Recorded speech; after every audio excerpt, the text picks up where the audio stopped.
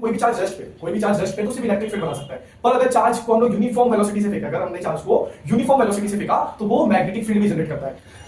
Hello hello hello, नमस्ते नमस्ते नमस्ते, होप सो आप सब होंगे अच्छे। तो मैं आ गया हूं फिजिक्स के एक और चैप्टर का रिवीजन कैप्सूल लेके, magnetic effect due to electric current. Chapter number 11 है महाराष्ट्र बोर्ड का। इसके पहले मैंने इलेक्ट्रोस्टैटिक और करंट इलेक्ट्रिसिटी का रिवीजन कैप्सूल बना के रखा है, अगर आप चाहो तो उसको भी देख सकते हो। यहाँ पे हम लोग एक एक फॉर्मूला लिख के रखा हो, टेक्स्ट बुक के हर एक कोने से एकदम सीक्वेंस वाइज लिखा हो मैंने टेक्स्ट बुक के हिसाब से। हर एक फॉर्मूला लिख के रखा हो, हर एक लॉ का फॉर्मूला लिख के रखो, लॉ लिख के रखो, जितने भी टॉपिक है, जितने भी कॉन्सेप्ट है, सब मैंने यहाँ पे उतार के रखा है।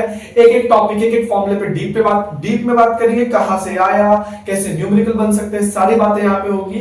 तो चलिए रिवीजन कैप्सूल को शुरुआत करते हैं। Magnetic field due to electric current. तो कभी भी ना मैग्नेटिक फील्ड कैसे बनती है, हम लोग अभी चार्ज वाले टॉपिक पढ़ रहे हैं। इलेक्ट्रोस्टैटिक में हमने क्या पढ़ा था, चार्ज एट रेस्ट। तो रेस्ट चार्ज की वजह से इलेक्ट्रिक फील्ड बनती है, रेस्ट चार्ज की वजह से क्या बनती है, इलेक्ट्रिक फील्ड बनती है। करंट इलेक्ट्रिसिटी हम लोगों ने सर्किट में चलना सीखा था, करंट वगैरह देखा था, गैल्वेनोमीटर देखा था, पोटेंशियोमीटर देखा था। तो जब भी देखो कोई भी चार्ज रेस्ट पे तो सिर्फ इलेक्ट्रिक फील्ड बना सकता है। पर अगर चार्ज को हम लोग यूनिफॉर्म वेलोसिटी से फेंका, अगर हमने चार्ज को यूनिफॉर्म वेलोसिटी से फेंका तो वो मैग्नेटिक फील्ड भी जनरेट करता है। तो अगर चार्ज रेस्ट पे है, बहुत भारी चीज है, अगर चार्ज अपना रेस्ट पे है तो वो क्या करेगा, सिर्फ इलेक्ट्रिक फील्ड निकालेगा। अगर चार्ज को हम लोग यूनिफॉर्म वेलोसिटी से फेंके तो वो मैग्नेटिक फील्ड भी निकालेगा और इलेक्ट्रिक फील्ड भी निकालेगा, दोनों निकालता है। ऐसा नहीं कि मैग्नेटिक फील्ड निकालता है इलेक्ट्रिक फील्ड नहीं निकालता है। और अगर जब हमने चार्ज को यूनिफॉर्म एक्सीलरेशन से फेंका, एक्सीलरेटेड करके फेंका, एक्सीलरेशन के साथ फेंका, तो वो मैग्नेटिक फील्ड भी निकालेगा, इलेक्ट्रिक फील्ड भी निकालेगा और इलेक्ट्रोमैग्नेटिक फील्ड भी निकालेगा। तो मैग्नेटिक फील्ड कब जनरेट होती है, जब हम लोग चार्ज को यूनिफॉर्म वेलोसिटी से फेंकते हैं, जब हम चार्ज को यूनिफॉर्म वेलोसिटी से फेंकते हैं। अब देखो कैसे बनती है, अगर ये चैप्टर की शुरुआत की जाए तो कभी भी मैग्नेटिक फील्ड कैसे बनती है समझो। ये मेरा वायर है, 10th में पढ़े होगे, ये मेरा कंडक्टर वायर है, इसमें करंट ऊपर जा रहा है, करंट ऊपर जा, तो मैग्नेटिक फील्ड कैसे बनेगी, ऐसे बनती। मैग्नेटिक फील्ड कैसे बनती, ऐसे बनती। देखो समझा, अगर मेरा current right hand thumb rule पढ़ेंगे, अगर मेरा थंब जो बता रहा है करंट की डायरेक्शन, तो मैग्नेटिक फील्ड की डायरेक्शन मेरा कर्व फिंगर्स बताएंगे। कर्व फिंगर्स क्या बताएंगे, मैग्नेटिक फील्ड की डायरेक्शन। हमने मैग्नेटिक फोर्स का डायरेक्शन भी देखा था, ये राइट हैंड थंब रूल से देखा था ना। ये होगा फोर्स ऑन द कंडक्टर, ये रहेगा मैग्नेटिक फील्ड और ये रहेगा current magnetic field, force on the conductor. तो ये भी देखा था हमने, अपना मैग्नेटिक फोर्स का डायरेक्शन निकालने के लिए right hand Fleming right hand rule पर करेंगे।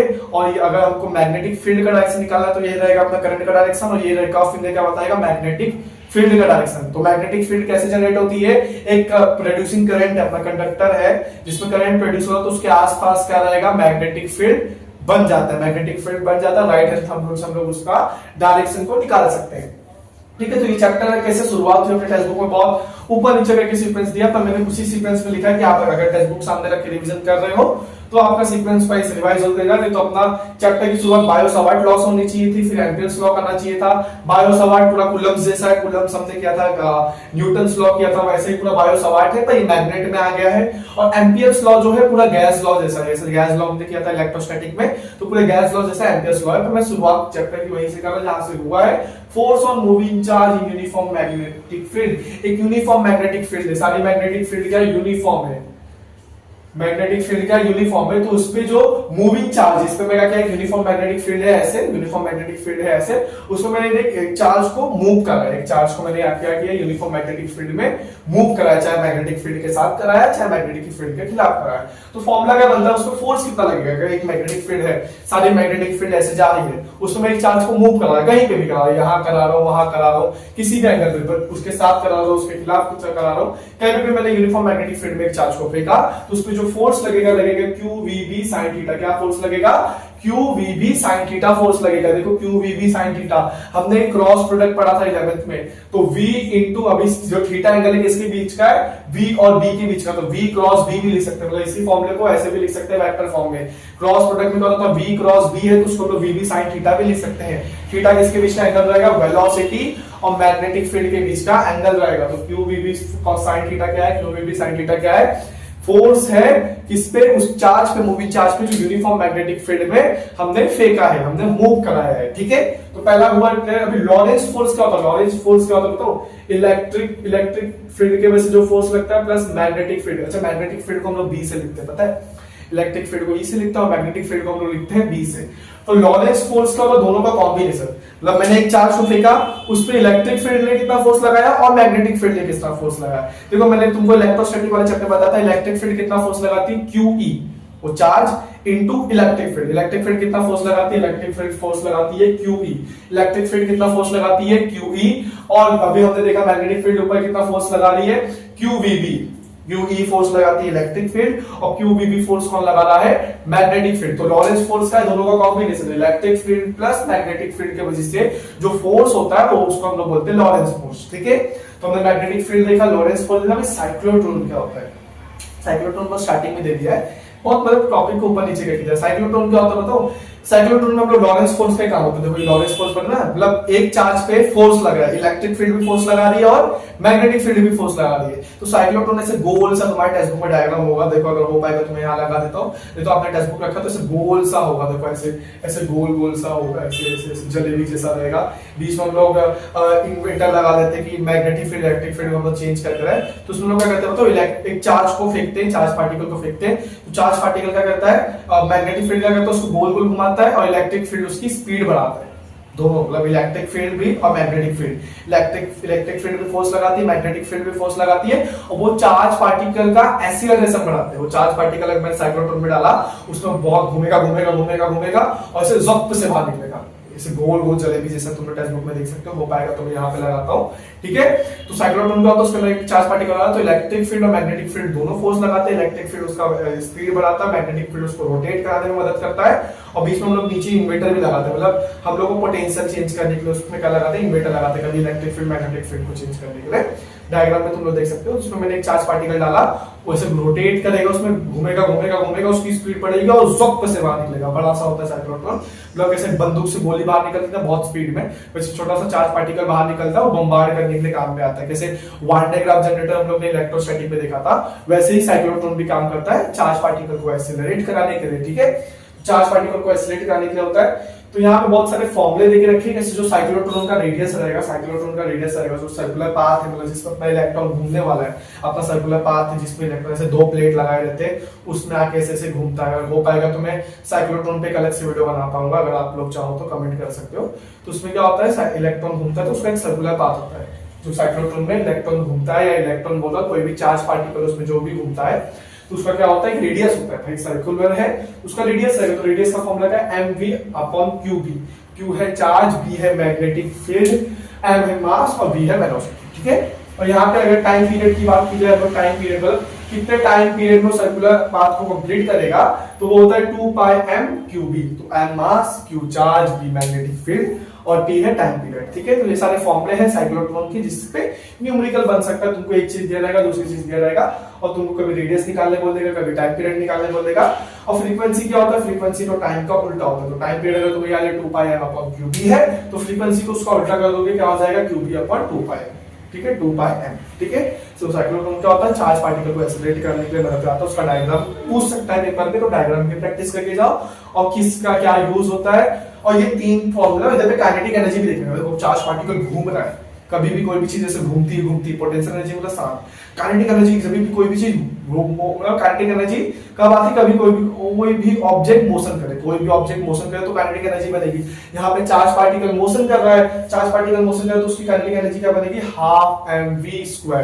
अभी तुम लोग चाहो तो v यहाँ से निकाल सकते हो, कहां से निकाल सकते हो, यहाँ से v निकाल सकते हो। v देखो यहाँ से निकालोगे तो qbr, देखो यहाँ से अगर मैं v निकालूंगा qbr अपॉन m हो जाएगा, qbr/m। देखो यही से निकाला, रेडियस वाले फॉर्मूले से मैंने vmax निकाल लिया। vmax मैक्सिमम वेलोसिटी, मतलब चार्ज की जो मैक्सिमम वेलोसिटी है, तुम लोग काइनेटिक एनर्जी निकाल सकते हैं उस चार्ज पार्टिकल की, मतलब कितने काइनेटिक एनर्जी से वो घूम रहा है। तो 12mv² जो काइनेटिक एनर्जी का पूरा फॉर्मूला होता है, उसमें हम लोग ने सिर्फ वेलोसिटी डाल दिया चार्ज पार्टिकल की, जो कि हम लोग रेडियस वाले फॉर्मूले से निकाल सकते हैं।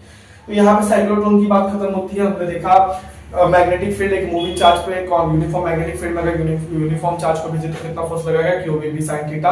फिर हमने लॉरेंस फोर्स देखा जो इलेक्ट्रिक फील्ड और मैग्नेटिक फील्ड को जोड़ के आता है। फिर हमने साइक्लोट्रॉन देखा जिसमें लॉरेंस फोर्स का एप्लीकेशन था, दोनों एक चार्ज पार्टिकल को रोटेट करा के उसकी वेलोसिटी को बढ़ा के एक्सेलरेट करके उसको बम्बार्ड कराते हैं कोई भी न्यूक्लियस वगैरह में, एज सेम एज जैसे हम सिमिलर बोल सकते हैं वान डायग्राफ जनरेटर जैसा।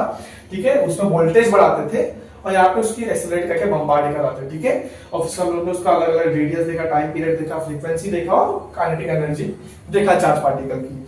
अब आगे बढ़े तो force acting on a conductor carrying current, एक वायर है, उस पे कितना फोर्स लगता है, उस पे मैग्नेटिक फोर्स कितना लगता है वो देखेंगे। तो अगर स्ट्रेट वायर है, बस पूरा स्ट्रेट वायर है, तो कितना लगेगा ILB sin theta, ILB sin theta. यहां पे भी देख सकते हो ये sin थीटा किसके बीच का, तो इसको ऐसे लिख सकते हैं अगर वेक्टर फॉर्म में लिखेंगे L क्रॉस B लिख सकते हैं। मतलब लेंथ L क्या लेंथ है वायर की, B मैग्नेटिक फील्ड है, I करंट है।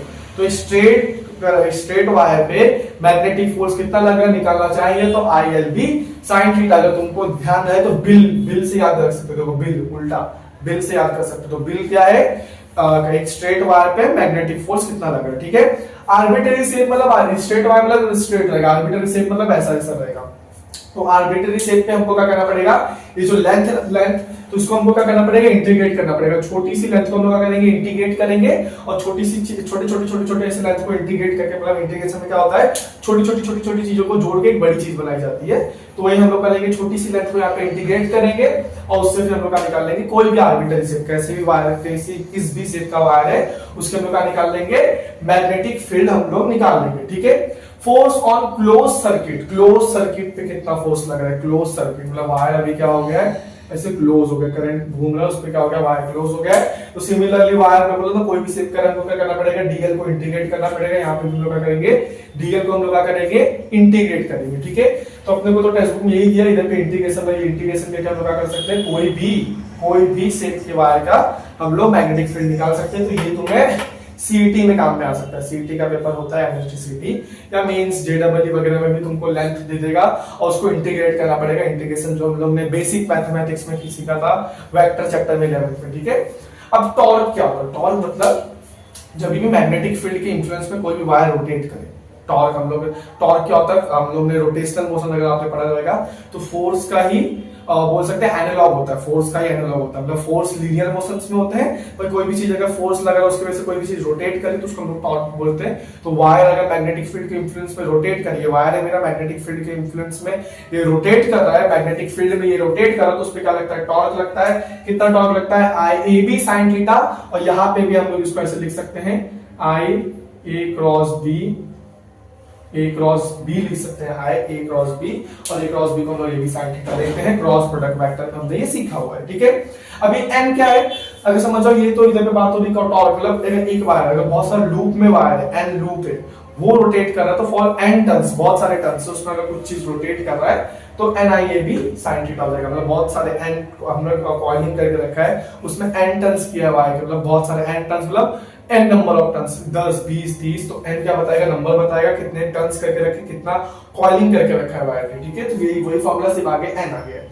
अब MCG मूविंग कॉइल गैल्वेनोमीटर का डायग्राम, उसका डेफिनेशन, उसका यूजेस वगैरह पूछता है। मूविंग कॉइल गैल्वेनोमीटर MCG जिसको हम लोग ने इसमें देखा था, एक करंट इलेक्ट्रिसिटी में देखा था। मूविंग कॉइल गैल्वेनोमीटर से हमने एमीटर बनाया था, मूविंग कॉइल गैल्वेनोमीटर से हमने वोल्टमीटर बनाया था।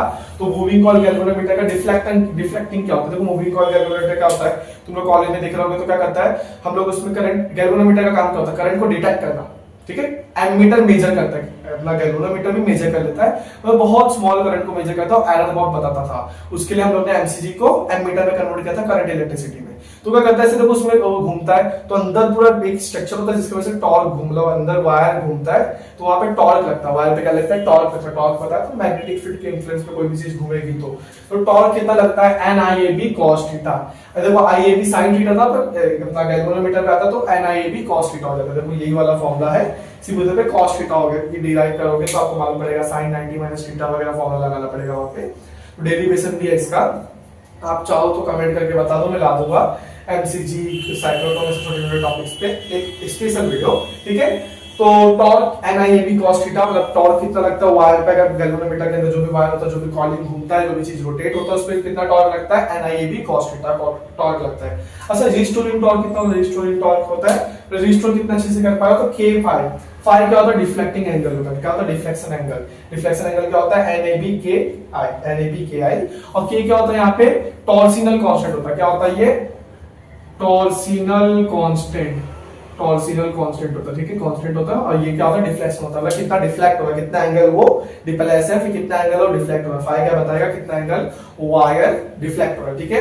तो एमसीजी पे इतना था, इसका डायग्राम देख लेना, तीनों फॉर्मूले देख लेना, न्यूमेरिकल बन सकते हैं। डिफ्लेक्शन निकालने का भी तुमको बोल देगा, एरिया दिया रहेगा मैग्नेटिक, अच्छा ए क्या बताता है, एरिया बताता है, ठीक है, ए क्या बताता है, एरिया बताता है। तो कभी एरिया देके रख देगा, मैग्नेटिक फील्ड देके रख देगा, एंड मतलब कॉइल, नंबर ऑफ कॉइल दे देगा, टॉर्सिनल कांस्टेंट, करंट वगैरह दे देगा। एक कोई न्यूमेरिकल का क्या है, दो तीन चीज दिया रहेगा। अगर 3-4 मार्क्स का न्यूमेरिकल तो उसमें 2 फॉर्मूला लगेंगे, एक फॉर्मूला से दूसरा फॉर्मूला कनेक्टेड होता है, ठीक है। तो एमसीजी यहाँ खत्म हुआ। अब मैग्नेटिक मूवमेंट, मैग्नेटिक मूवमेंट क्या होता है, मैंने तुमको इलेक्ट्रोस्टैटिक में बताया, डाइपोल मूवमेंट। डाइपोल मूवमेंट का होता है two equal and opposite charge separated by distance, two equal and opposite charge separated by distance. तो वही डाइपोल मूवमेंट यहाँ पे भी है। देखो डाइपोल मूवमेंट क्या होता है, dipole movement P = 2L × Q होता है। तो यहाँ पे भी देखो वही है, IA current into area, current into area, current into area. Dipole movement को हम लोग यहाँ पे मैग्नेट की भाषा में मैग्नेटिक मूवमेंट बोलते हैं, ठीक है। डाइपोल मूवमेंट को हम लोग यहाँ पे क्या बोलते हैं, मैग्नेटिक मूवमेंट बोलते हैं, ठीक है। तो मैग्नेटिक मूवमेंट I × A हो जाता है। I होता है करंट, A होता है एरिया। तो NIA हम लोग लिखेंगे फॉर n टन्स, 1 टन है तो IA, और n टन्स ऑफ वायर है, मतलब कॉइलिंग मैंने n टन्स तक की है तो NIA हो जाएगा। तो मैग्नेटिक मूवमेंट क्या होता है, डाइपोल मूवमेंट ही होता है, पर मैग्नेट में आके उसका नाम बदल जाता है, तो हम उसको मैग्नेटिक मूवमेंट बोलते हैं। क्या होता है, magnetic movement = current into area, ठीक है। आगे बढ़े, टॉर्क और करंट लूप। एक करंट का लूप है अपने पास, लूप है, उसमें टॉर्क कितना लगता है, mv sin थीटा। कितना टॉर्क लगता है, mv sin theta, where m is not mass, here m is magnetic movement. Magnetic movement, वही डाइपोल मूवमेंट, m क्या है, मैग्नेटिक मूवमेंट है। तो एक करंट लूप है, उस पे टॉर्क कितना लगा, एक लूप करंट कैरिंग लूप है, उस पे टॉर्क कितना लगा in terms of magnetic movement हम लोग कैसे निकालेंगे, mv sin थीटा। तो ये वाला फॉर्मूला भी इंपॉर्टेंट है, टॉर्क कितना लग रहा है करंट कैरिंग लूप पे in terms of magnetic movement, तो mv sin थीटा। क्योंकि टॉर्क हम लोग पहले भी निकाल चुके थे टॉर्क, पर इधर पे in terms of magnetic movement बोला, यानी डाइपोल मूवमेंट, ठीक है। अब आगे बढ़े तो मैग्नेटिक पोटेंशियल एनर्जी कितनी होती है, इसका डेरिवेशन है, कितनी होती है, -mv cos थीटा। यहाँ पे mv sin थीटा का इसको डिराइव करेंगे तो mv cos थीटा आ जाएगा। पोटेंशियल एनर्जी कितनी रहेगी, mv cos theta -mv cos theta, क्योंकि डायरेक्ट माइनस का मतलब डायरेक्शन अलग अलग है, ठीक है। तो magnetic potential energy of a dipole, dipole यानी वही मैग्नेटिक मूवमेंट की वजह से कितनी पोटेंशियल एनर्जी बनेगी, तो -mv cos theta. m what is here, m is magnetic movement, m क्या है यहाँ पे, मैग्नेटिक मूवमेंट है। कितना पार्ट हुआ यहाँ पे, हमने टॉर्क देखा, डाइपोल देखा यानी मैग्नेटिक मूवमेंट देखा, साइक्लोट्रॉन देखा, फिर उसका लॉरेंस फोर्स देखा, मैग्नेटिक फोर्स देखा, बहुत सारी चीजें हमने यहाँ पे देखी। अब चालू वाला चैप्टर का, जहां चैप्टर एक्चुअल में चालू होना चाहिए था, bio Savart law. Bio Savart law क्या था, बायो सवार्ट वही थे, मतलब जिन्होंने क्या किया था, एक्सपेरिमेंट किया था कि भाई एक करंट कैरिंग लूप है, उसके आसपास हम लोग को मैग्नेटिक फील्ड देखने मिलती है, ठीक है। एक करंट कैरिंग लूप है जिसके आसपास अपने को मैग्नेटिक फील्ड देखने मिलती है, करंट कैरिंग लूप है, करंट कैरिंग वायर। तो बायो सवार्ट में सिंपल इसका डेरिवेशन आया था 2024 में। इसको डिराइव कैसे करेंगे, तो उन्होंने बोला था हम लोग पूरे वायर पे मैग्नेटिक फील्ड नहीं निकाल सकते, एक पर्टिकुलर पॉइंट पे निकाल सकते, छोटी मैग्नेटिक फील्ड की बात करते थे। तो इधर उन्होंने क्या बोला कि मैग्नेटिक फील्ड डायरेक्टली प्रोपोर्शनल होती है छोटे से लेंथ पे। उन लोगों ने पूरा वायर लिया, उससे छोटा सा डीएल लेंथ लिया, छोटा सा वायर, बड़े से वायर में छोटा सा डीएल लेंथ लिया, उसकी डायरेक्टली प्रोपोर्शनल होती है करंट के डायरेक्टली प्रोपोर्शनल होती है। लेंथ को बढ़ाओगे तो मैग्नेटिक फील्ड बढ़ेगा, और करंट को बढ़ाओगे तो मैग्नेटिक फील्ड बढ़ेगा। और इन्होंने क्या बोला था, वो इनवर्सली प्रोपोर्शनल होती है उनके डिस्टेंस से, उनके डिस्टेंस मतलब कितना दूर वो चार्ज पार्टिकल है उसके डिस्टेंस से इनवर्सली प्रोपोर्शनल होती है। और ये इस प्रोपोर्शनल की साइन हटाने के लिए यहाँ पे μ0/4 इसको हम लोग के भी बोल सकते हैं। वहां पे क्या था 1/4 एप्सिलॉन था, यहाँ पे क्या आ गया μ0/4, नया कांस्टेंट आ गया जो बायो सवार्ट ने दिया था, बायो और सवार्ट ने। तो μ0/4 कांस्टेंट है, ये सबको हटा के इन्होंने कांस्टेंट लाया। अब यहाँ पे वेक्टर फॉर्म भी पूछता है, ये क्या है उसका वेक्टर फॉर्म है। वेक्टर फॉर्म में क्या कर देंगे हम लोग, सिर्फ ऊपर एक आर डाल के नीचे आर क्यूब कर देंगे, ऊपर आर वेक्टर डाल के नीचे आर क्यूब कर देंगे, आर वेक्टर डाल के क्या कर देंगे, नीचे आर क्यूब कर देंगे, ठीक है। तो वेक्टर फॉर्म पूछता है, ये पूछता है कि बायो सवार्ट को यूज करके हमने सेमी इनफाइनाइट वायर और इनफाइनाइट वायर में हम लोग ने मैग्नेटिक फील्ड निकाली थी। बायो सवार्ट का ये जो फॉर्मूला है इसको यूज करके, तो सेमी इनफाइनाइट मतलब नीचे से दिख रहा है अपने को, ऊपर दिख नहीं रहा वायर कहां तक जा रहा है, तो सेमी इनफाइनाइट वायर में हमने कितना निकाला μ0/I 2πr, और सेमी इनफाइनाइट में इसका उल्टा हो, मतलब इधर पे इनफाइनाइट में क्या हो जाएगा, इसका दो मतलब दुगुना हो जाएगा, तो कितना हो जाएगा μ0/I 4πr, तो 2πr 4πr μ0/I ऊपर कांस्टेंट, ठीक है। तो ये बायो सवार्ट का यूज करके हम लोग ने सेमी इनफाइनाइट वायर और इनफाइनाइट वायर में हम लोग ने क्या डिराइव करके निकाला था। इसका डेरिवेशन जा सकता है कि सेमी इनफाइनाइट और इनफाइनाइट वायर में मैग्नेटिक फील्ड निकालो यूजिंग बायो सवार्ट लॉ। तो सेमी इनफाइनाइट वायर में कितना आया था mu naught upon I 2 pi R, और सेमी इनफाइनाइट वायर में कितना आया था mu naught upon I 4 pi R, mu naught into I upon 4 pi R. ठीक है, अब बायो सावर्ट खत्म हुआ तो देखो फोर्स पर यूनिट लेंथ, मैग्नेटिक फोर्स पर यूनिट लेंथ कितना होता है म्यू नॉट अपॉन 2 पाई i1 इनटू i2 और नीचे हो जाएगा d। ठीक है, फोर्स पर यूनिट लेंथ ये भी पूछ सकते हैं, फोर्स पर यूनिट लेंथ क्या होगा म्यू नॉट अपॉन 4 पाई था, म्यू नॉट अपॉन 2 पाई हो गया i1 इनटू i2 और d इज द डिस्टेंस। ठीक है, और आगे बात करें हम लोग यहाँ पे मैग्नेटिक फील्ड की। मैग्नेटिक फील्ड अगर कोई भी लूप है, कोई भी सर्कुलर सा लूप है मेरे पास, या कोई भी सर्कल है, उसके क्या निकालो सेंटर में निकालो तो कितना आएगा mu not I upon 2r, और n नंबर्स के लिए निकाला तो ni हो जाएगा। एक लूप के लिए निकाला तो 1 और n लूप के लिए निकाला तो ni हो जाएगा। ठीक है, तो सेंटर में निकालना, हम लोग कहां निकालो सर्कल या कोई भी लूप के सेंटर में मैग्नेटिक फील्ड निकालेंगे तो mu not I upon 2r हो जाएगा, और n लूप के लिए निकालो तो mu naught ni upon 2r हो जाएगा। ठीक है, आगे बढ़े। Magnetic field due to a circular current loop at large distance, वाला डेरिवेशन तुम लोग ने किया रहेगा। ऐसा लूप है, इससे लार्ज डिस्टेंस तुम लोग निकालना है, मैग्नेटिक फील्ड निकालना, कुछ ऐसा रहेगा। एक्सिस पे हम लोग बोलते हैं इसको, एक्सिस पे निकालते हैं तो ये क्या हो जाएगा म्यू नॉट अपॉन 2 पाई m z क्यूब। z क्या माने हम लोग ने, z यहाँ पे इसका डिस्टेंस माना, कितना दूर है, मतलब इनफाइनाइट डिस्टेंस पे सर्कुलर लूप है, समझ जाओ ये सर्कुलर लूप है, इससे इनफाइनाइट, ये सर्कुलर लूप है, ये सर्कुलर लूप है, इससे इनफाइनाइट दूर पे हम लोग का निकाला मैग्नेटिक फील्ड निकाला। कुछ ऐसा डायग्राम बनता है, इंपॉर्टेंट डेरिवेशन है, 3 से 4 मार्क्स के लिए पूछ सकते हैं। ठीक है, अगर आप चाहो तो इस वीडियो में बना दूंगा, अगर आप कमेंट बॉक्स में बोलो तो। ठीक है, तो म्यू नॉट अपॉन 2 पाई m अपॉन z क्यूब। ठीक है, इसका पूरा डेरिवेशन है। तो z इज द डिस्टेंस, कितना दूर निकालना है, कितना दूर निकाला, सर्कुलर लूप से कितना दूर हमें मैग्नेटिक फील्ड निकालना है। फिर ये बायो सावर्ट की बातें भी यहाँ खत्म होती हैं, और यहाँ पे चालू आता है गैस का भाई एम्पियर। जैसे हमने गैस लॉ पढ़ा था इलेक्ट्रोस्टैटिक में, सिमिलरली वैसा क्या है एम्पियर्स लॉ है, सिर्फ गैस लॉ में क्या था आई अपॉन क्यू नॉट, चार्ज की बात कर रहे थे, यहाँ पे करंट की बात। देखो चार्ज, इलेक्ट्रोस्टैटिक में चार्ज की बात करते हैं, मैग्नेटिक फील्ड किसकी वजह से बना, करंट की वजह से बना, तो हम लोग यहाँ पे करंट की बात करेंगे। तो वहाँ पे Q enclose charge enclose upon epsilon not था, यहाँ पे क्या हो गया म्यू नॉट इनटू आई हो गया, क्या हो गया यहाँ पे म्यू नॉट इनटू आई, और ये वही है इंटरनल मल्टीपल। गैस लॉ भी अपना एक गैसियन सरफेस पे काम करता था, और एम्पियर्स लॉ भी एम्पेरियन सरफेस पे ही काम करेगा, मतलब एक एनक्लोज सरफेस के लिए काम करेगा।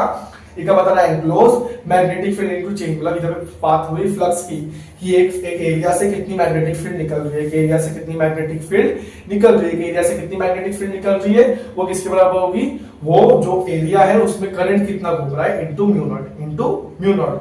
अब इधर से हम लोग सोलेनॉइड और टॉरॉइड, ये दोनों इंपॉर्टेंट टॉपिक सबसे एंड में देख रखा है। सोलेनॉइड तुम लोगों ने टाइम में पढ़ा होगा, एक वायर लिया, उसको loop loop loop loop loop किया तो अंदर क्या बनता है, अंदर बनता है एक मैग्नेटिक फील्ड बन जाता है, अंदर क्या बन जाता है, ऐसे मैग्नेटिक फील्ड बन जाता है। तो इनसाइड कितना मैग्नेटिक फील्ड बनता है mu naught N I, mu naught N I, N क्या बताएगा numbers of loop per, N क्या बताएगा पर यूनिट लेंथ में कितना लूप है। देखो पर यूनिट लेंथ, मतलब इतनू सा अगर मैं लेंथ देख रहा हूँ, इतनू में कितना, इतना सा लेंथ, पर यूनिट लेंथ में कितना मैग्नेटिक फील्ड है वो कौन बताएगा, एन। तो अपना अगर हम लोग मैग्नेट सोलेनॉइड के अंदर देखेंगे, अगर हम लोग क्या करेंगे, सोलेनॉइड है उसके अंदर, यहाँ पे कहीं पे हम लोग देख रहे हैं मैग्नेटिक फील्ड, सोलेनॉइड के अंदर मैग्नेटिक फील्ड दिख रहा है, तो क्या होगा B is equal to mu naught N I. N क्या है number of coiling per unit length, number of coiling, देखो आप लिखें number of coiling per unit length, per unit length में कितना कॉइल हुआ है, पर यूनिट लेंथ मतलब 2 सेंटीमीटर में 3 सेंटीमीटर में। ठीक है, इधर पे देखो एन का फॉर्मूला भी लिख के रखो, और यहाँ पे ये वाला एन का टोटल कॉइलिंग,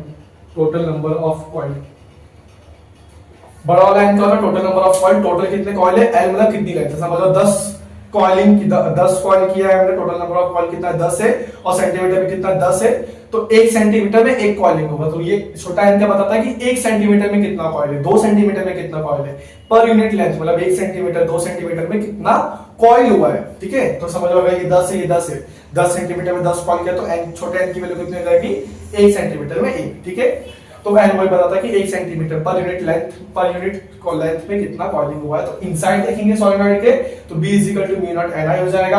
अगर हम लोग नियर देखेंगे, मतलब सोलेनॉइड की एकदम टिप पे देखेंगे, जो वायर घूम रहा है उस पे देखेंगे तो उसका आधा हो जाएगा, half into mu naught N आई।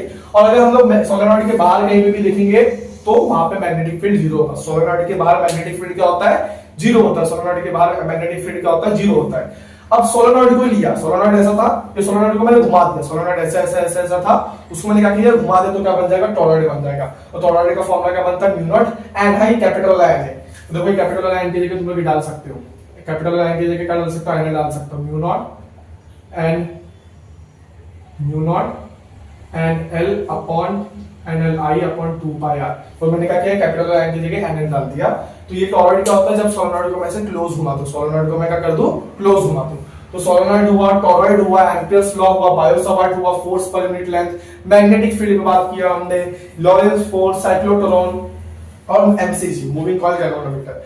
तो फॉर्मूले ज्यादा है पर सारे फॉर्मूले सिमिलर है। अगर आप एक बार इसको ऐसे रिव्यू करके जाओगे, आपने चैप्टर पढ़ के रखा है इसके पहले, तो रिवीजन कैप्सूल का ये जो बात मैंने कही सब आपको समझा जाएगा। कॉम्प्लेक्स कुछ नहीं, आपको कभी भी ये सारे चैप्टर पढ़ते हो तो इलेक्ट्रोस्टैटिक पढ़ना पड़ता है, फिर करंट इलेक्ट्रिसिटी, फिर magnetic field due to electric current, इसमें मैं मैग्नेटिक इफेक्ट भी लाऊंगा, फिर इलेक्ट्रोमैग्नेटिक। तो सीरियल में पढ़ने का ये जो इलेक्ट्रिक वाला इलेक्ट्रोमैग्नेटिक वाला जो पार्ट है 8वें चैप्टर से वो, ठीक है।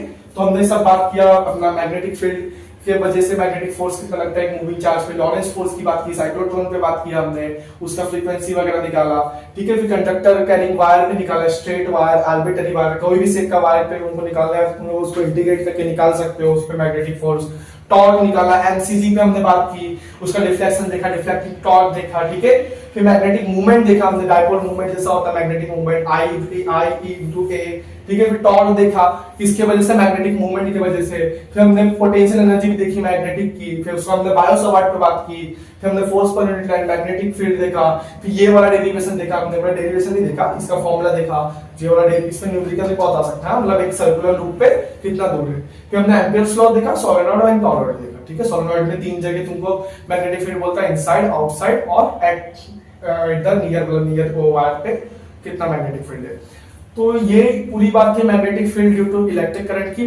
आपका आई होप रिवाइज पूरा हो गया होगा, तो रिवीजन अच्छे से करो। आप चाहो तो इसका स्क्रीनशॉट भी ले सकते हो, ले लिए स्क्रीनशॉट। अब देखो नेक्स्ट रिवीजन कैप्सूल रहेगा magnetic effect of electric current के लिए, इसके बाद वाला जो मैग्नेट पार्ट 2 है, मैग्नेटिक मूवमेंट जिसको बोलते हैं हम लोग, ठीक है। तो इसके बाद जो 12 चैप्टर उस पे रहेगा रिवीजन कैप्सूल। तब तक आप ये तीनों रिवीजन कैप्सूल अच्छे से देखें, इलेक्ट्रोस्टैटिक करंट, इलेक्ट्रिसिटी और magnetic field due to electric current का पढ़ाई करते रहें। All the very best.